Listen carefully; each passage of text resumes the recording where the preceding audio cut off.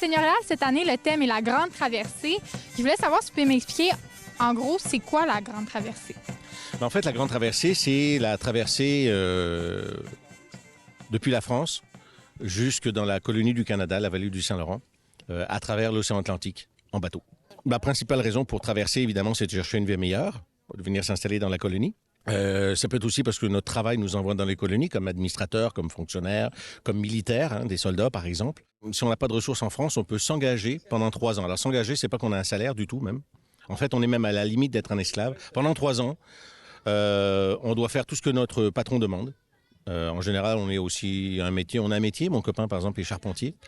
Et pendant 3 ans, on travaille sans être payé. Puis après 3 ans, on peut faire ce qu'on veut, on s'installe dans la colonie. Donc la traversée, c'est une grande étape dans la vie de ces gens-là parce que traverser l'océan à l'époque d'un bateau à voile, c'est excessivement dangereux, c'est très aléatoire, c'est très stressant pour la plupart des gens qui viennent au Canada qui n'ont jamais vécu la mer. Ce sont des terriens qui viennent ici. Et donc, c'est un rite de passage assez épique, assez exigeant et psychologiquement et assez difficile pour les psychologies de l'époque. Mais quand on survit à ça et qu'on arrive de l'autre côté, évidemment, qu'on n'a pas échoué, qu'on n'est pas mort de maladie, qu'on n'est pas mort d'un manque de vitamine C, du scorbut, par exemple, on a la chance de pouvoir s'installer au Canada et de pouvoir éventuellement prospérer, surtout si on est travaillant.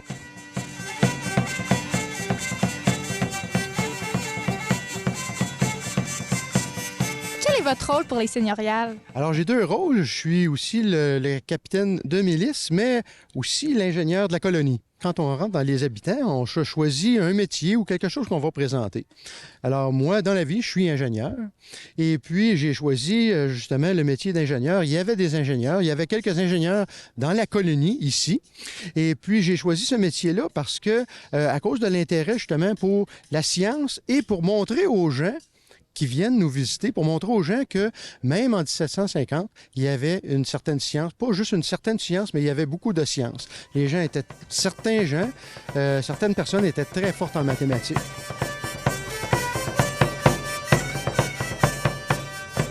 Oh yeah! Oh yeah! Oh yeah! Oh yeah! Nobles gens et gentes dames, en ce 11e jour de juin de l'an de grâce 2023, approchez et ayez les oreilles bien ouvertes, car j'ai mon lot de nouvelles pour vous.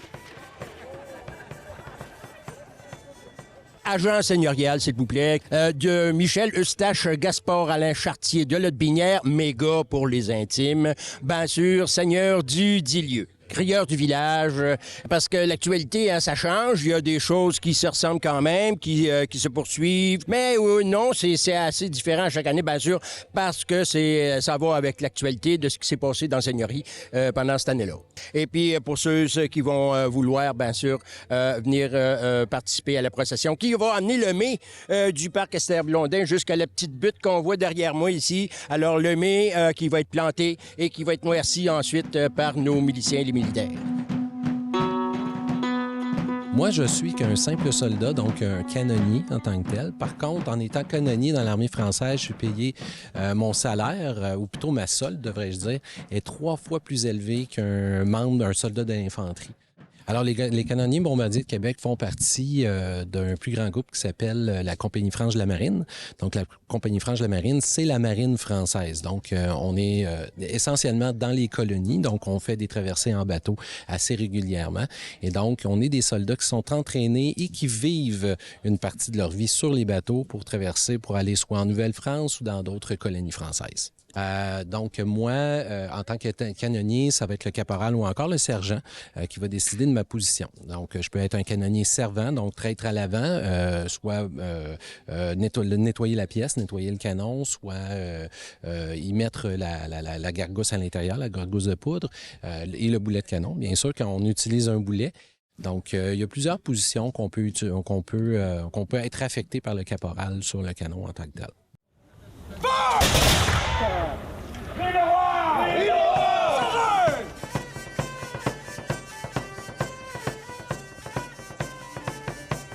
Alors, qu'est-ce qui vous a amené à être forgeron Je me suis un peu invité. J'avais appelé Christiane, puis je lui ai demandé si elle avait un forgeron pour les seigneuriales. Pouvez-vous m'expliquer comment vous procédez? Un peu plus tard, là, je vais allumer le feu. Donc, c'est un feu au charbon. Donc, je vais allumer le charbon. À peu près 10 minutes plus tard, on va pouvoir commencer à forger. Donc, je vais mettre mes pièces à l'intérieur du feu. Les pièces vont prendre une coloration orangée, jaunâtre. Le métal va devenir malléable. Puis, avec le marteau puis l'enclume, je vais le former dépendamment de qu'est-ce que je fais comme projet, là. Vous avez pris ça de où?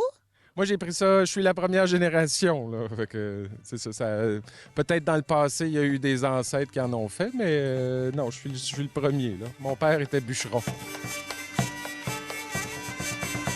Comment êtes-vous devenu spécialiste des instruments oratoires? Bien, c'est une histoire de famille. Mon grand-père, dans les années 50-60, a commencé à accumuler puis à collectionner tous les outils agricoles. Puis l'histoire a continué depuis, je vous dirais, je suis la 3e génération. Le musée, les collections viennent, les pièces viennent du musée de la ferme à Rivière-Baudette.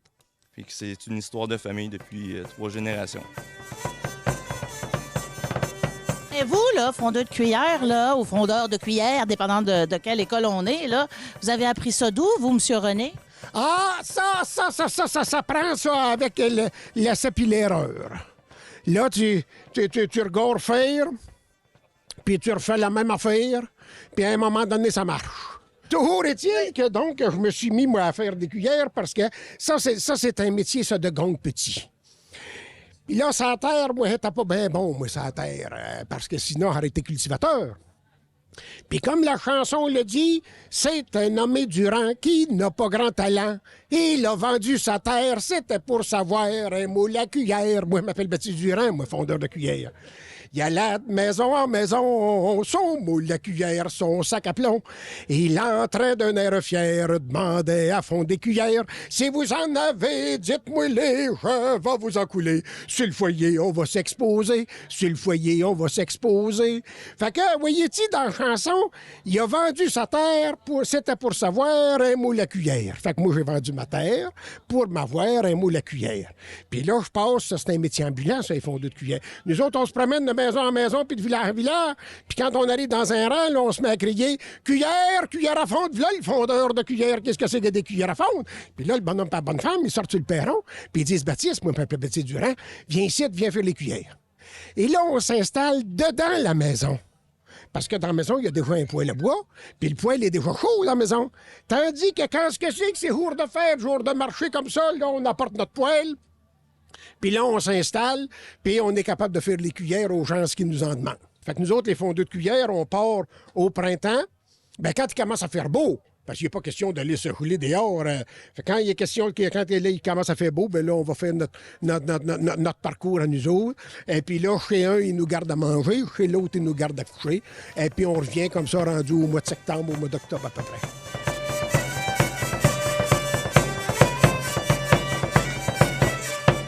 Est-ce que vous êtes vous-même, vous travaillez le bois dans votre vraie vie? Oui, c'est mon métier d'artisan menuisier d'époque. Travailler avec les vieux outils à main, que ce soit à Ciotte ou à Tarrière ou à Checarir ou la Cidelon. Ça sert à quoi de marotte? Je connais pas ça. Bien, à faire les pattes, à faire toutes les manches d'outils, tout ce qui sert dans la maison, les travails après les attelages de chevaux, tout. Tu ne pouvais pas te passer de ça. Les tailleurs de pierre, aussitôt qu'ils montaient le solage de la maison, bien, ça prenait les poutres pour faire les planchers, puis ça suivait. Puis là, après ça, bien, dans la maison, après que le bois était fait, il fallait habiller les appartements, faire des petits meubles, faire les fenêtres, puis il fallait tout faire. Puis là, bien, on gosse. Oh! Wow. Est-ce que je peux essayer? Oui, avec le pas, je vais t'enlever. Ça, c'est un peu comme à la méthode japonaise. Wow. Tu amènes l'énergie vers toi. Fait que ça, c'est tu as des travails au moins pour 12 heures de temps par jour. Ça, l'enlèves-tu trop, là? Pas trop, mais c'est ton pouvoir. Fait que reste tes mains dessus. Fait que ça, c'est tes poignets. Il faut que tu apprennes à travailler avec l'outil. Puis il faut pas que tu sois... faut que tu sois souple sur le travail manuel. Ce qu'on a beaucoup perdu. Ah, ben oui! Ah, ben oui, c'est vrai, je forçais ben trop. Oui. Vous avez bien raison. Vous avez de la poigne, hein? Faut que tu fasses ça avec amour. Ah, ben oui, avec amour, oui. Parce que ça va se refléter dans les pièces que tu vas faire. Tu fais une bonne gosseuse. Ah ouais, une bonne gosseuse.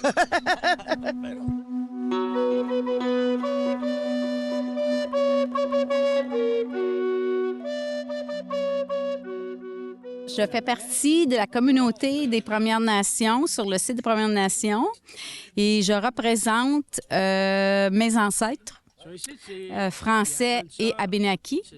Parlez-moi, qu'est-ce que vous faites aujourd'hui? Qu'est-ce que vous faites en ce moment? On est venu vous... En ce moment, nous étions à manger notre dîner. Alors, on a cuisiné du cerf. Mon mari est vraiment... c'est lui-même qui va à la chasse, qui va récolter la viande. Et puis, présentement, sur le feu, on a du thé de cèdre avec un petit peu de sirop d'érable. Oui, le respect de la mère terre, le respect de la nature, le respect de vraiment aller cueillir d'une façon responsable. Et puis, de retourner à la terre aussi, puisque beaucoup de gens ont vraiment perdu. Je trouve que la jeunesse, c'est beau parce que la jeunesse retourne à la terre. C'est très visible, en tout cas chez moi. Et puis, c'est très beau de voir ça. Bonjour. Bonjour. Kwekwe. J'ai été invitée comme artiste cri. Alors, je suis ici pour partager sur le tourisme et sur l'artisanat.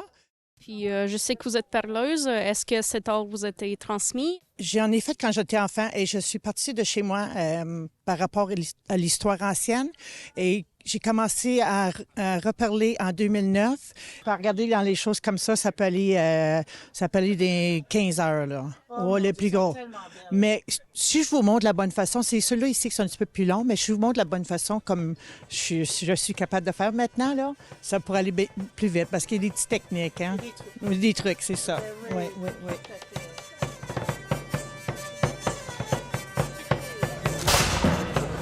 Tu as commencé comme menteur. Tu as commencé comment?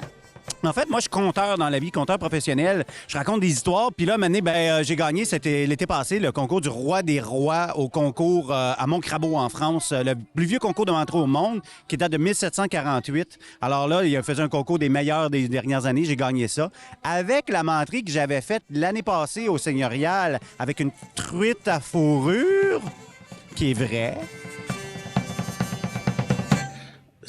La Grande Traversée, c'est une aventure épique qui battrait largement les grands westerns américains quant à l'aventure que ça crée dans notre histoire québécoise.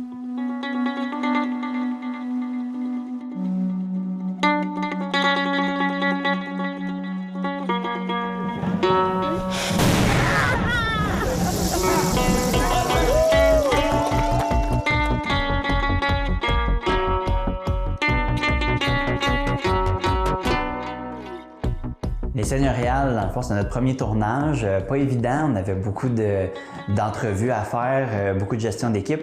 Il faisait tellement chaud, par contre, en plus de déplacer le matériel entre les deux parcs, ça a été du sport, mais ça a vraiment bien été. On a appris à se connaître, ça a été vraiment plaisant. Il y avait bien des métiers là-dedans, mais je pense que moi, j'aurais pas été canonnière, bombardière. Oh no! J'aurais choisi être une tavernière veuve. Car en tant qu'une femme déjà mariée avec un mari mort, je peux pas remarier. Je peux pas abandonner tout ça. Puis la taverne, ben, c'est à moi. Les enfants sont trop petits pour l'avoir. Fait que au moins 18 ans de vivre liberté.